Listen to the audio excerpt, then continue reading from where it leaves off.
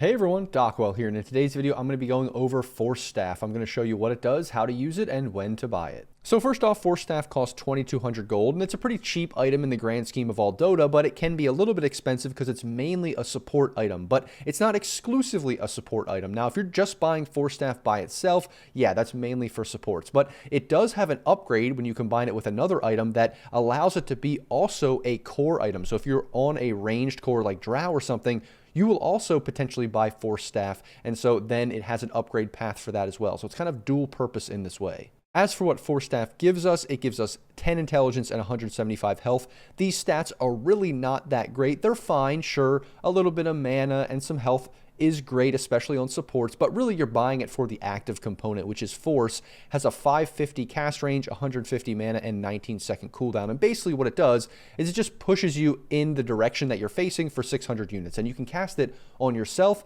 or an ally. So in the same way that Glimmer Cape and some of these other support items, you can cast it on, multiple heroes on your team, or you can even cast this on the enemy actually to force them in if they're out of position. You can kind of cast it on anything. That's why it has this cast range, but you're mainly using it for yourself or an ally to get them out of trouble. So to show you how Force Staff works, I decided to pick Crystal Maiden because I think she's a really good Force Staff buyer. And honestly, it's a really straightforward and simple item. You pretty much just cast it on yourself.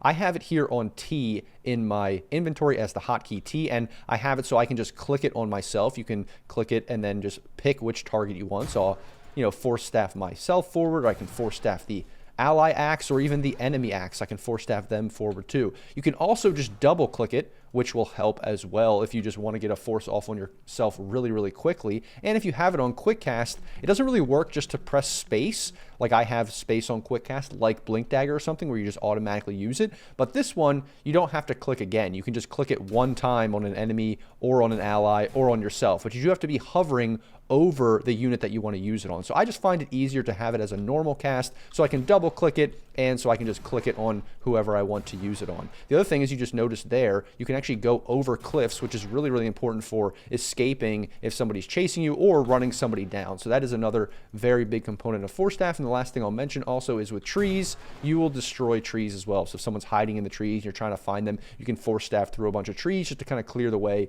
and make it easier to find whoever you're trying to hunt down. And then in terms of what heroes like to buy Force Staff, I'd say there mainly are two kinds of heroes that like to buy Force. The first one I sort of already mentioned is supports, like CM. Any hero that doesn't love to go blink, isn't super tanky, isn't super mobile, and is generally a support hero that likes to, get themselves out of harm's way or allies. Crystal Maiden, Jakiro, Lich, pretty much any hero that doesn't have any innate mobility or any innate tankiness, or a hero that maybe doesn't super favor Glimmer Cape. Witch Doctor, Warlock, Pugna, these heroes all really like Glimmer Cape, but they can also still buy Force Staff as well. Just because you're buying Glimmer because you have a channeled spell doesn't mean that you're not buying Force Staff. Actually, a lot of games, you might buy both. It's just that, obviously, they're probably going to opt for Glimmer first and then maybe go back for a Force Staff. Where something like Crystal Maiden, yeah, she also has a channeled spell. Glimmer is fantastic on her. Same thing with Lich, has a small channeled spell. But these heroes, they might just go Force Staff first, or even like maybe